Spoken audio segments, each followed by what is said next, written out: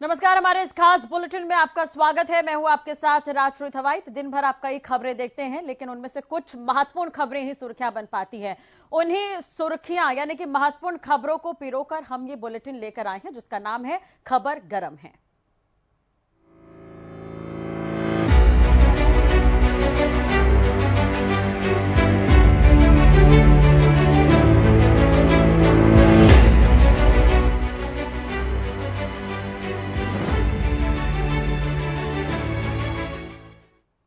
जयपुर से एक खबर सामने आई थी, जहां पर करनी सेना के अध्यक्ष की गोली मारकर हत्या कर दी गई थी। उसके बाद से इस पूरे मामले पर एक के बाद एक खुलासे हो रहे हैं। आरोपी पकड़े गए हैं, जिसमें से एक शूटर की पहचान भी की गई है, जिसका कनेक्शन हरियाणा से बताया जा रहा है। देखिए रिपोर्ट।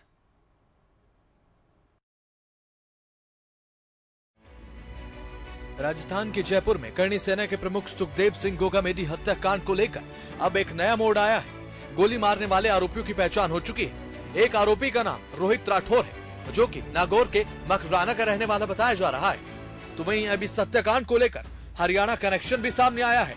हरियाणा के महेंद्रगढ़ के रहने वाले नितिन फौजी का नाम भी अब इस पूरे हत्याकांड को लेकर सामने आया है। बताया जा रहा है कि वह 4 से 5 साल पहले फौज में भर्ती हुआ था। ग्राम वासियों के अनुसार वह अलवर में कार्यरत था और नवंबर में छुट्टी पर आया हुआ था। आपको बता दें कि 5 दिसंबर को राजस्थान की राजधानी जयपुर में दो युवकों ने करनी सेना के प्रमुख सुखदेव सिंह गोगामेडी के घर में घुसकर बातचीत के दौरान अचानक उठकर सुखदेव को गोली मारकर उसकी हत्या को अंजाम दे डाला। बिना समय गंवाए दूसरे युवक ने भी फायरिंग शुरू कर दी। पूरा घर गोलियों की आवाज से गूंज उठा। फायरिंग के दौरान गोगामेडी के गार्ड ने उन्हें बचाने की पूरी कोशिश भी की, लेकिन बदमाशों ने उस पर भी फायरिंग शुरू कर दी। गार्ड की क्रॉस फायरिंग में एक बदमाश को भी गोली लगी। पूरी वारदात में कुल 17 फायर किए गए। नितिन फौजी मेरे क्षेत्र से दोहड़ा गांव जांच से आता है और ये मामला राजस्थान पुलिस का है। राजस्थान पुलिस इसकी तस्दीक कर रही है। जैसे ही हमें इमदाद मांगेंगे, मैं तुरंत मौके पर जाकर उसकी इमदाद करूंगा और पुलिस अधीक्षक के आदेश अनुसार जो भी मेरे से बनने पड़ेगी और होगा, मैं सहयोग करूंगा राजस्थान पुलिस का। जैसे भी होगा मैं आपको बता दूंगा। अब इस हत्याकांड को लेकर हरियाणा कनेक्शन भी देखने को मिल रहा है। तो पुलिस की तरफ से हरियाणा से भी कार्रवाई को लेकर सहयोग की मांग की गई है। पूरे प्रकरण को लेकर अब पुलिस की तरफ से कार्रवाई तेज कर दी गई है।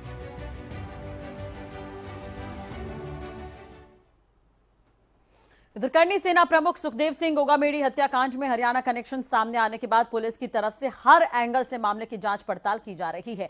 लेकिन सवाल यह भी उठता है कि सुखदेव सिंह गोगामेडी हत्याकांड से पहले सुरक्षा की मांग की गई थी, तो सुरक्षा क्यों मुहैया नहीं करवाई गई। बहरहाल अब पुलिस की तरफ से पूरे मामले को लेकर सख्त रवैया अपनाया जा रहा है। जिलों के सीमाओं पर नाकेबंदी कर दी गई है। अब देखना होगा कि हत्यारों की गिरफ्तारी कब तक होती है।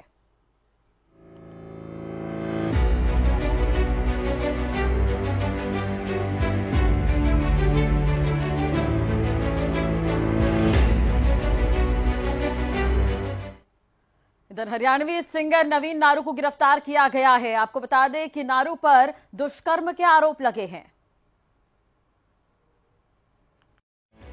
हरियाणवी कलाकार नवीन नारू पर महिला के साथ दुष्कर्म के मामले पर केस दर्ज कर लिया गया है और उनकी गिरफ्तारी भी हो गई है। हांसी पुलिस ने शहर से ही नारू की गिरफ्तारी की है। पुलिस ने आरोपी को कोर्ट में पेश कर जेल भेज दिया है। डीएसपी रविंद्र सांगवान ने जानकारी देते हुए बताया कि एक महिला ने हरियाणवी कलाकार के खिलाफ पुलिस को शिकायत दी थी। शिकायत के आधार पर मामला दर्ज किया गया था। उन्होंने बताया कि आरोपी के पास से गाड़ी भी बरामद की गई है। डीएसपी के अनुसार अभी मामले की जांच जारी है। उसके खिलाफ 376 की एफआईआर थी। उसका नाम नवीन नारू है और उसको कल गिरफ्तार कर लिया है और उससे एक ब्रेजा गाड़ी बरामद करी है और उसका फोन कब्जे में लिया गया है। उसको यहीं से शहर से ही किया है। उसको अभी वो तो हम नाम नहीं वो तो आपको सारी डिटेल हम भिजवा देंगे पीआरओ के थ्रू, पर नाम नहीं उसका वो कर सकते। उस पर रेप के एलिगेशन थे ज़्यादा, उस धारा में उनको कल गिरफ्तार कर लिया और आगे जो भी अभी तफ्तीश एसएचओ मैडम खुद देख रही है इसको, और कोई सामने बात आएगी तो और भी कुछ होगा तो उसको भी कार्रवाई करी जाए। पैसों का भी लेन देन था, वो भी एसएचओ खुद देख रही है। दोनों में बैंकों में ट्रांसफर हो रहे हैं उसकी पूरी, जैसे भी ऐसे जा रहे हैं अभी तफ्तीश बंद नहीं हुई है, अभी चल रही है तफ्तीश, और कोई शख्स आएंगे तो आपको गौरतलब है कि पुलिस को दी गई शिकायत में महिला द्वारा आरोप लगाए गए थे कि उसकी अश्लील वीडियो बनाकर ब्लैकमेल किया जा रहा था। महिला ने यह भी बताया था कि वो एक प्राइवेट स्कूल में अध्यापक है। वर्ष 2020 में एक हरियाणवी कलाकार नवीन के संपर्क में आई। उस वक्त वो उससे हीरोइन बनाने और पैसे देने के बहाने दोस्ती कर चुका था, जिसके बाद वो उसके बहकावे में आ गई। कुछ समय बाद उसने उसे अपने घर बुलाकर चाय में नशीला पदार्थ मिलाकर पिला दिया था और उसके साथ दुष्कर्म किया। ये तमाम आरोप महिला ने लगाए हैं। पुलिस इस पर कार्रवाई की बात कह रही है। महिला की तरफ से यह भी आरोप लगाए गए हैं कि शादी का झांसा दिया जाता था, अश्लील वीडियो बनाकर ब्लैकमेल किया जाता था। इस वारदात के बारे में किसी को बताने पर हरियाणवी कलाकार ने उसे जान से मारने की धमकी भी दी। महिला ने हालांकि यह भी कहा है कि यह मामला सहमति का था, लेकिन सिंगर ने मुझसे बात करनी छोड़ दी और पैसे देने से भी साफ मना कर दिया। इस पर शिकायत महिला ने पुलिस को दी है।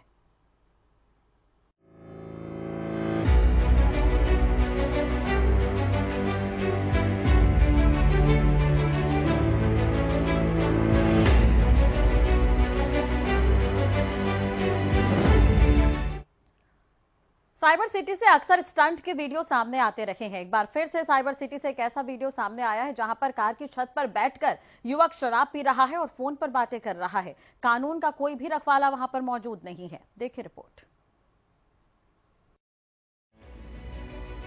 साइबर सिटी में आए दिन सड़क पर स्टंट किए जाने के मामले सामने आ रहे हैं। ऐसा ही एक मामला एक बार फिर से गोल्फ कोर्स रोड पर सामने आया है, जिसका वीडियो और फोटो लगातार सोशल मीडिया पर वायरल हो रहा है। वायरल वीडियो और फोटो जब पुलिस के हत्थे लगी तो पुलिस ने इस पर संज्ञान लेते हुए सेक्टर 56 थाना पुलिस में केस दर्ज कर लिया है। सोशल मीडिया पर वायरल हो रही पोस्ट में साफ दिख रहा है कि किस तरह से एक व्यक्ति गाड़ी की छत पर बैठा है और शराब पी रहा है। इतना ही नहीं, उसने दूसरे हाथ में मोबाइल पकड़ा हुआ है और उस पर बात कर रहा है। ये पोस्ट वायरल होने पर जब पुलिस के पास पहुंची तो पुलिस ने इस पर संज्ञान लिया और मामला दर्ज कर लिया है। पुलिस अब ये पता लगा रही है कि आखिर इस गाड़ी के साथ साथ और कितने वाहन थे जिस पर सवार लोगों ने ये वीडियो बनाई है।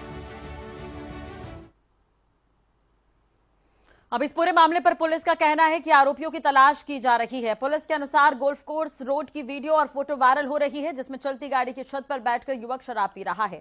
संज्ञान लेते हुए मामला दर्ज कर लिया गया है, लेकिन ये पहला मामला नहीं है। इससे पहले भी इस तरह के कई मामले सामने आ गए हैं, लेकिन उसके बावजूद लोगों में कानून का कोई खौफ इसलिए नहीं है क्योंकि कड़ी कार्रवाई नहीं की जाती।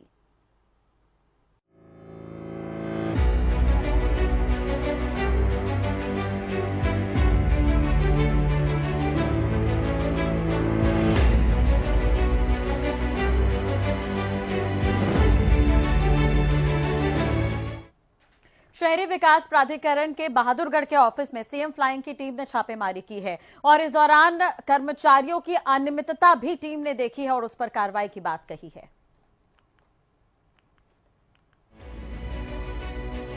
बहादुरगढ़ में हरियाणा शहरी विकास प्राधिकरण के कार्यालय में सीएम फ्लाइंग की टीम ने छापेमारी की और कर्मचारियों की हाजिरी चेक की गई। दरअसल दफ्तर में पब्लिक की शिकायतें कम सुनी जा रही है।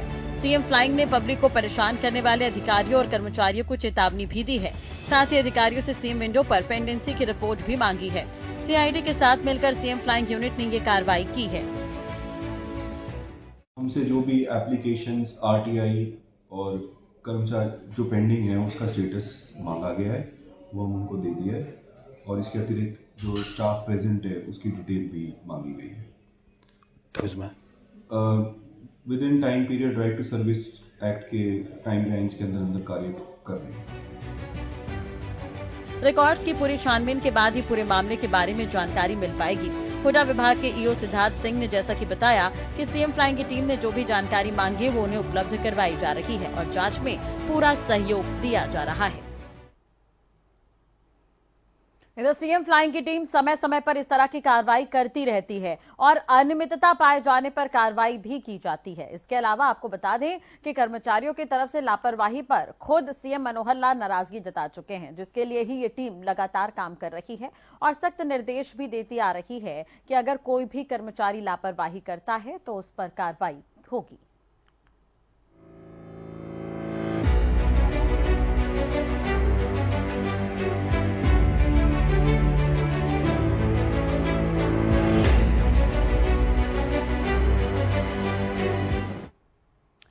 हरियाणा मृत सम्मान विधेयक का ड्राफ्ट तैयार कर लिया गया है। अब इसे सत्र में जल्द ही लाया जाएगा। हो सकता है कि यह कानून भी पारित हो जाए, यानी कि मृतकों को सम्मान दिलाने की यह मुहिम रंग ला सकती है। हरियाणा में निजी अस्पतालों की बढ़ रही मनमानी पर लगाम लगाने के लिए प्रदेश सरकार नया कानून ला रही है। इसके तहत हरियाणा में अब पूरा बिल अदा नहीं करने पर निजी अस्पताल मरीज के शव को परिजनों को देने से इनकार नहीं कर सकेंगे। अगर कोई ऐसा करेगा तो उसके लिए उनके खिलाफ कड़ी कार्रवाई का प्रावधान होगा। इस संबंध में हरियाणा सरकार ने हरियाणा मृत शरीर सम्मान विधेयक 2003 का ड्राफ्ट तैयार कर लिया है। संभावना है कि 15 दिसंबर से शुरू होने वाले विधानसभा के शीतकालीन सत्र में इस विधेयक को पेश किया जाएगा। इसके अलावा शव को सड़क पर रखकर जाम लगाने वालों के खिलाफ भी इसमें कार्रवाई का प्रावधान होगा। यही नहीं, अगर परिजन राजी नहीं होते तो पुलिस और प्रशासन मिलकर शव का अंतिम संस्कार कराएंगे ताकि सड़क पर मृतदेह की बेकदरी न हो। इससे ट्रैफिक जाम होने की मुश्किल से भी लोगों को निजात मिलेगी। आपको बता दें कि इस विधेयक को लेकर गृह मंत्री अनिल विज ने आपत्ति उठाई थी कि पहले इस कानून को जिन राज्यों ने लागू किया वहां इसके फायदे वगैरह देख लेने चाहिए। इसके बाद ड्राफ्ट में कुछ संशोधन किए जा रहे हैं। इस विधेयक को लाने के पीछे की मंशा मृत शरीर की गरिमा को सुनिश्चित करना है। सरकार का मानना है कि किसी की मौत होने पर उसके शरीर की गरिमा को ठेस पहुंचाना कानूनी तौर पर गलत है। हरियाणा में निजी अस्पतालों के कई मामले सामने आ चुके हैं जिसमें बिल पूरा नहीं देने पर मरीज के शव को कब्जे में ले लिया जाता है। इसी प्रकार काफी संख्या में ऐसे मामले भी सामने आ रहे हैं कि परिजन शव को लेकर सड़कों पर जाम लगा देते हैं। इन तमाम मामलों से निपटने के लिए सरकार ये नया कानून ला रही है।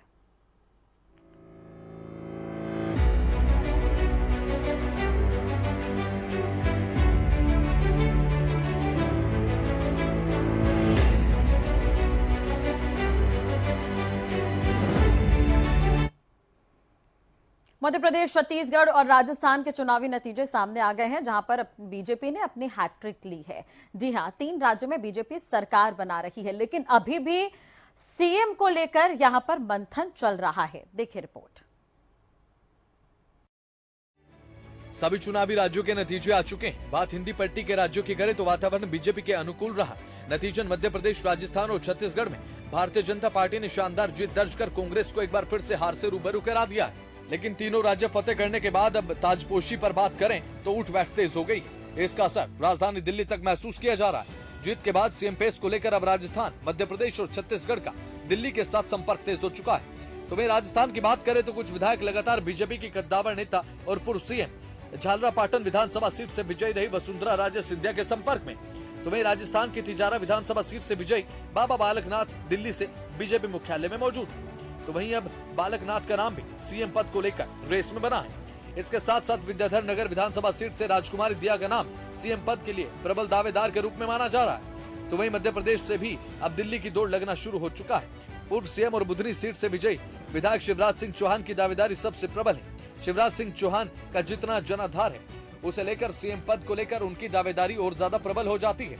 विधानसभा चुनाव भले ही प्रधानमंत्री नरेंद्र मोदी के फेस पर लड़ा गया हो, लेकिन शिवराज सिंह चौहान के नेतृत्व में जिस तरीके से बीजेपी का जनाधार बढ़ा है उसे कोई नकार नहीं सकता और इसका क्रेडिट भी शिवराज सिंह चौहान को ही जाता है।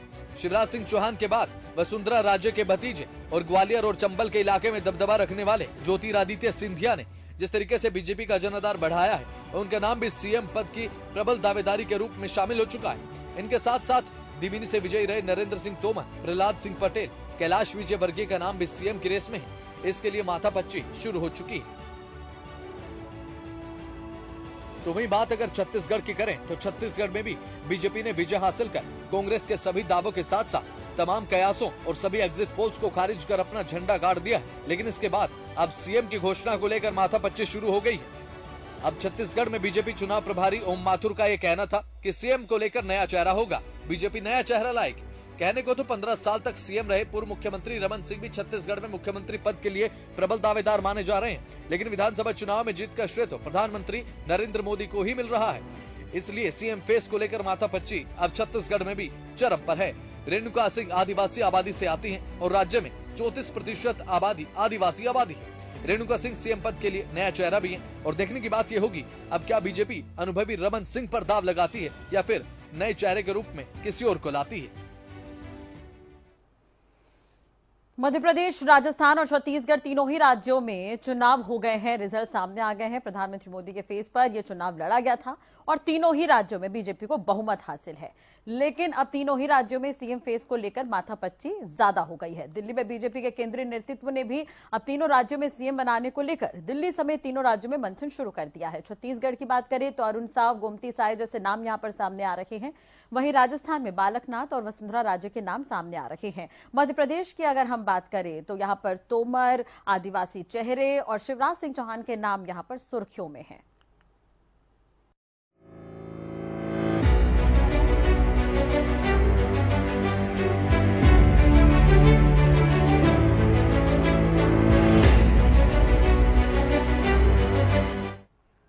मिजोरम में जेडपीएम पार्टी ने बाजी मारी है। जी हां, बहुमत हासिल करने वाली पार्टी बनी है जेडपीएम।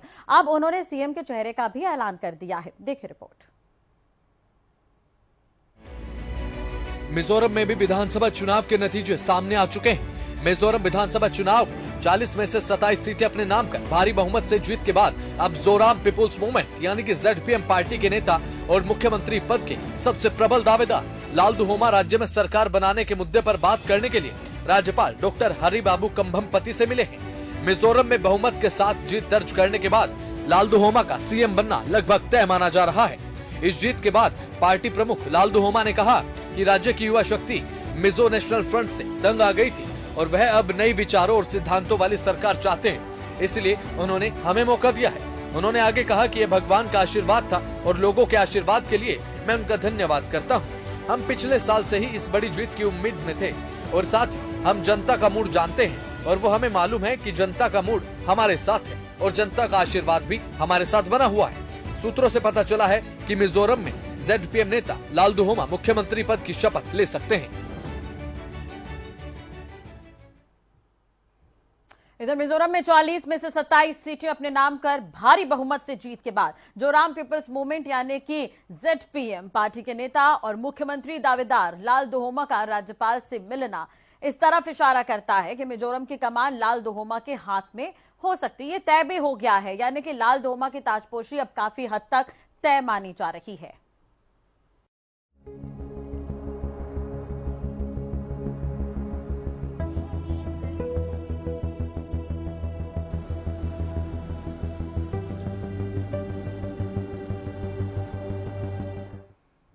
साइक्लोथॉन मिचोंग ने लगातार तबाही मचाई है। जी हां, दक्षिण एरिया की अगर हम बात करें तो मिचोंग के जाने के बाद या मिचोंग के कमजोर होने के बाद यहां से अब तबाही की तस्वीरें सामने आने लगी है।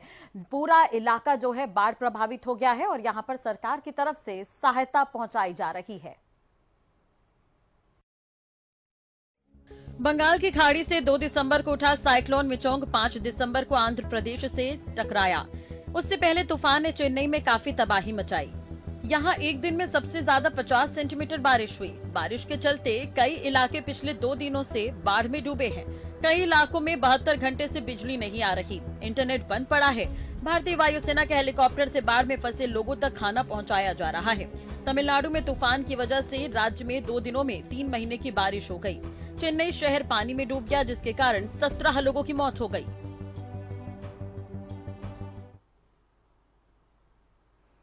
मिचोंग 1 दिसंबर को बंगाल की खाड़ी में उठा था, धीरे धीरे भारत की तरफ बढ़ने लगा। तट पर टकराने से एक दिन पहले ही आंध्र प्रदेश, तमिलनाडु और पुडुचेरी में तेज हवाएं चलने लगी। बंगाल की खाड़ी से चलने वाली ये हवाएं करीब 100 किलोमीटर प्रति घंटे की रफ्तार से आगे बढ़ी। मिचोंग नाम की उत्पत्ति म्यांमार से हुई है। मिचोंग का मतलब ताकत और लचीलापन होता है। साइक्लोन गुलाब के बाद ताकतवर तूफान है मिचोंग, जिसने तटों को पार किया है। साल 2023 में हिंद महासागर में बनने वाला ये छठा तूफान है और चेन्नई में पहली बार 50 सेंटीमीटर से ज्यादा बारिश यहां पर दर्ज की गई है।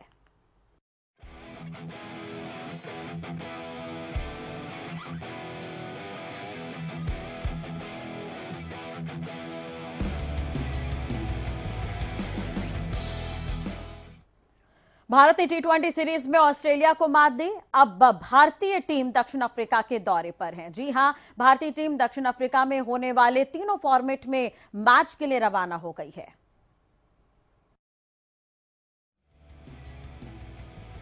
सूर्य कुमार यादव की कप्तानी वाली टी20 भारतीय टीम बुधवार तड़के साउथ अफ्रीका के लिए रवाना हो गई। भारतीय खिलाड़ियों ने बेंगलुरु से दक्षिण अफ्रीका के लिए उड़ान भरी। सूर्या की कप्तानी में भारत ने हाल ही में अपने घर में ऑस्ट्रेलिया को 5 मैचों की टी20 सीरीज में 4-1 से हराया था। ऐसे में भारतीय युवा खिलाड़ियों के हौसले बुलंद हैं। साउथ अफ्रीका में हालांकि टीम इंडिया के लिए हमेशा से मुश्किलें पेश आई है। ये चुनौतियां आसान नहीं रहने वाली है। रिंकू सिंह ने फ्लाइट के अंदर से सोशल मीडिया पर एक सेल्फी पोस्ट की है, जिसमें अर्शदीप सिंह, तिलक वर्मा, मोहम्मद सिराज और कुलदीप यादव नजर आ रहे हैं। ऐसे में देखा जा रहा है कि भारतीय टीम का जोश हाई है। इसके साथ साथ प्रशंसक भी काफी खुश हैं। सोशल मीडिया पर आ रहे पोस्ट से अंदाजा लगाया जा सकता है। टी20 की टीम को अगर हम यंग टीम कहें तो शायद गलत नहीं होगा। बहुत से प्लेयर ऐसे हैं जो पहली बार साउथ अफ्रीका के दौरे पर जा रहे हैं, जैसे कि रिंकू सिंह का ये पहला साउथ अफ्रीका का दौरा है। 26 साल के इस बैटर के अलावा ऋतुराज गायकवाड़, अर्शदीप सिंह, जितेश शर्मा, यशस्वी जायसवाल, शुभमन गिल और रवि बिश्नोई भी पहली बार दक्षिण अफ्रीका दौरे पर गए हैं। टीम इंडिया की यंगिस्तान पूरे जोश में है और कुछ कर गुजरने को तैयार है। ऑस्ट्रेलिया के खिलाफ बैटिंग में यशस्वी जायसवाल और ऋतुराज गायकवाड़ ने बल्लेबाजी में झंडे गाड़े थे। वहीं गेंदबाजी में स्पिनर बिश्नोई और मुकेश कुमार ने प्रभावित किया। सभी युवा खिलाड़ी आगामी टी20 वर्ल्ड कप के लिए दावेदारों में शुमार हैं। टी20 विश्व कप का आयोजन जून 2024 में वेस्टइंडीज में होगा। इस बार की अगर हम बात करें, साउथ अफ्रीका के दौरे की अगर हम बात करें, तो तीनों फॉर्मेट में अलग अलग टीम बनाई गई है।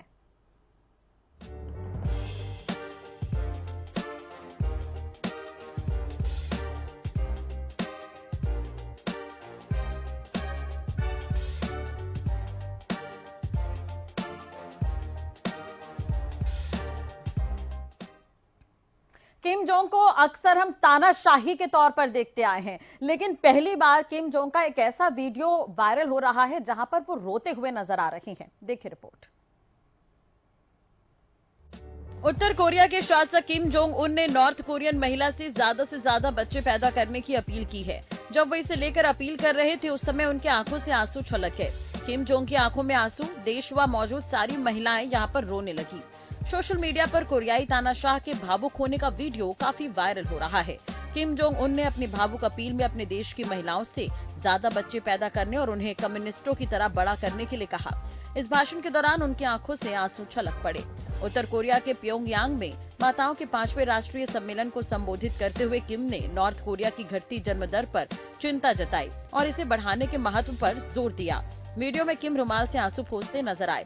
इस दौरान उन्होंने कहा कि जन्म दर में गिरावट को रोकना और बच्चों की अच्छी देखभाल और शिक्षा प्रदान करना हमारे सभी पारिवारिक मामले हैं, जिन्हें हमें अपनी माताओं के साथ मिलकर हल करना चाहिए। दरअसल किम जोंग उन का भाषण फर्टिलिटी रेट बढ़ाने, बच्चे के पालन पोषण और देश की ताकत बढ़ाने में महिलाओं की भूमिका पर केंद्रित था। किम जोंग देश के भविष्य को आकार देने में माताओं की महत्वपूर्ण जिम्मेदारी पर प्रकाश डालते नजर आए। उन्होंने कहा कि सभी माताओं को समाज और अपने परिवारों के प्रति अपनी जिम्मेदारी और कर्तव्यों को पूरा करना है। आपको ये बता दें कि उत्तर कोरिया में फर्टिलिटी रेट 1.8 दर्ज की गई है। उत्तर कोरिया ऐसा कोई पहला देश नहीं है जहां फर्टिलिटी रेट कम है। नॉर्थ कोरिया के पड़ोसी दक्षिण कोरिया में जन्म दर कम दर्ज की गई है। यहाँ जन्म दर रेट 0.78 है। वहीं जापान में 1.26 है। किम जोंग के लिए ये खबर जरूरी इसलिए भी है क्योंकि हम उन्हें तानाशाह के तौर पर देखते आए हैं। रोते हुए ये पहला वीडियो है।